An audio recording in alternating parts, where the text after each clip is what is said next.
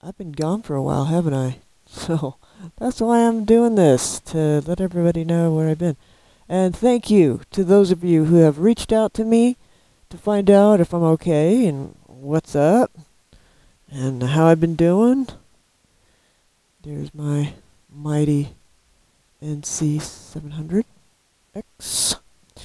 So, my dad had a stroke mid-August, and all of my siblings and I decided to go up to the great state of Washington to take care of him because the doctor said he's only got a couple of days to live. It was a stroke with a major brain bleed. And he lost some of his peripheral vision, and it caused a little bit of dementia. So we went up there, and we took him home to do in-home hospice care because that just seemed the best. Make sure I don't step off the cliff here. The right thing to do for him. He was my mom's full-time caregiver. She has Alzheimer's and has had for about 13 years. So we needed to step in and take care of her because he can no longer do that. And that was a learning curve in and of itself. Finding her medications, getting power of attorney for any situation regarding her, feeding her. What was the right thing to feed her? The wrong things to feed her. Watching her because, we didn't want her to put her hand on a hot stove, or, getting her into bed, getting her in the shower, all those things that you don't really think about. It's like taking care of a child. So that's what we had to do. So there's 5 of us kids. I have 2 brothers and 2 sisters, and we just had to step up to the plate. And so, since my dad had been researching memory care facilities to put her in, we found his list, and we went and researched one of them and found a really, really great one for her to go to. My dad had been looking at it for a long time. Very expensive, but it's the right thing to do for her. Morning!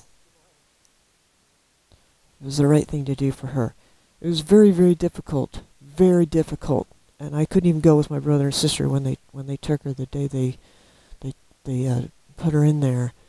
And it's just too heart-wrenching. I mean, imagine leaving your mother in this strange place, not knowing if she's going to get the care that she needs and the love and the attention. But I think she's going to be well taken care of. Good morning! And, they have activities, and they have good food, and they have music, and they take them places, so that's really good. So then we had Dad at home, and here it is, almost 2 months later, and Dad is still alive. They had doctors and the nurses that come to check on him and take his vitals. They don't understand it. They do not know why he's still alive. And I tell you what, that was another learning curve for my sister and brother and I. It's one thing to just sit by somebody's bedside and hold their hand, but it's another thing altogether, let me tell you, to clean them up, wipe their butt, empty their urine bag because he had a catheter, and just taking care of his every need, feeding him by hand, giving him his medicine. It was heart-wrenching, really difficult, and the loss of dignity has got to be great for someone like him who's a VA veteran and has been on 4 tours in Vietnam.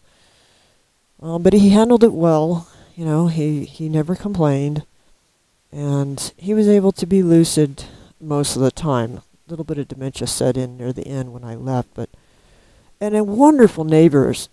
People came over all the time to check on him and to see how he's doing and to sit by his side and talk to him. And they brought food, like so much food. We couldn't even eat it all. So much food and good stuff, pies and casseroles and cookies and things like that. And that was awesome.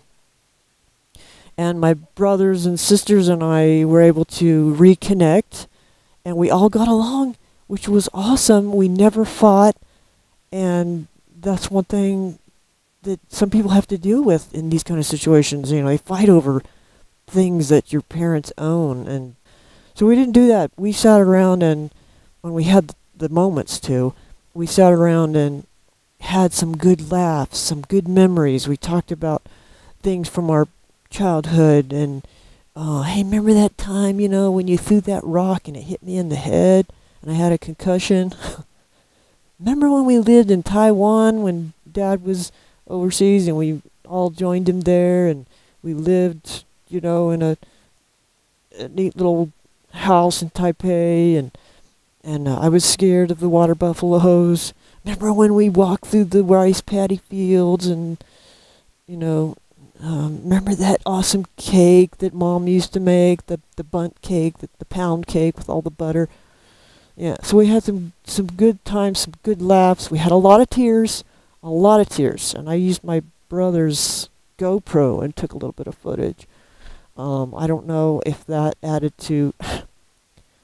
I don't know if that was the right thing to do, but we wanted as many memories of our parents as possible. They've been married 66 years, and we had good talks with our dad. He just wanted to talk and talk and talk and talk, and he told a lot of memories of when he was in Saigon and did stuff like that. So so we finally, we had to get back to our lives. None of us are prepared to be a caregiver for our dad, and we had to make a decision. I had to get back to my job, and so I left after about 6 weeks, and my brother and sister stayed another 2 weeks, and they had to get back to their lives. And so they put Dad in another wing of the same home that my mom is in for assisted living, because he doesn't have Alzheimer's. So they put him in there, and that was just, the experience of that was just so sad. To leave your parents in home, it's horrible. And I don't know, I know a lot of you have had to do that, and at least we know they're being well taken care of. And we've had many talks with the nurses and made sure that everything is going to go the way it's supposed to go, and that they get the care and the love that they need. Obviously, it's not going to be 24/7 like it was when they were at home with us. A lot of people have to deal with this, aging parents, and you lose jobs, you lose spouses, because all your time is spent with this person in your family who is at the end of their life. And it's not easy. It's not easy on a spouse. So you lose spouses, you lose jobs, you lose money. I'm telling you that those homes are not cheap. They are expensive. But you do what you have to do, right? And I will close with this thought that you have to, the things that we've had to deal with, the decisions we've had to make, life is short, and you have to live in each and every moment. And you have to spend as much time with your parents as you can before they pass. And we wanted these last few days of our parents' lives that we spent with them to be the best that we could possibly make it. Full of love, care, and treat them with dignity and respect, and do as much for them as we possibly could. My dad might not have, should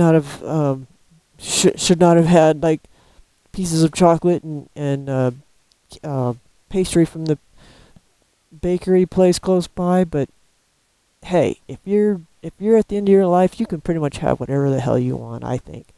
So we made sure that both of them had good care from us, and that we dealt with any issues we had with our parents before they passed, because I did not want my dad or my mom to pass and not be able to clear the air. Parents aren't perfect. They make mistakes. They do dumb stuff.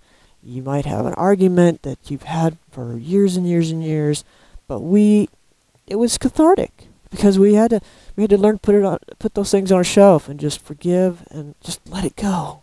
Let it go.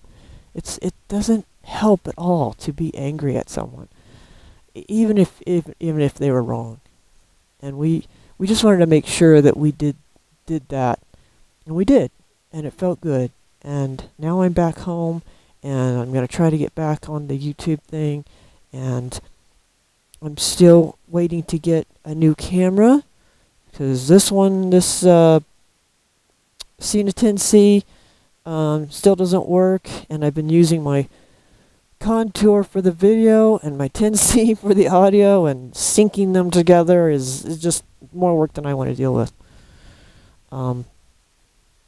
So I wanted to, get you all caught up, and I know this is a really long video, and I'm sorry about that, but everybody ride safe, live in each and every moment, enjoy each moment as if it's your last, make amends with your parents or any family members that you might have issues with, and you just want to, heal inside. You don't want that hanging over your head forever. It's not worth it. And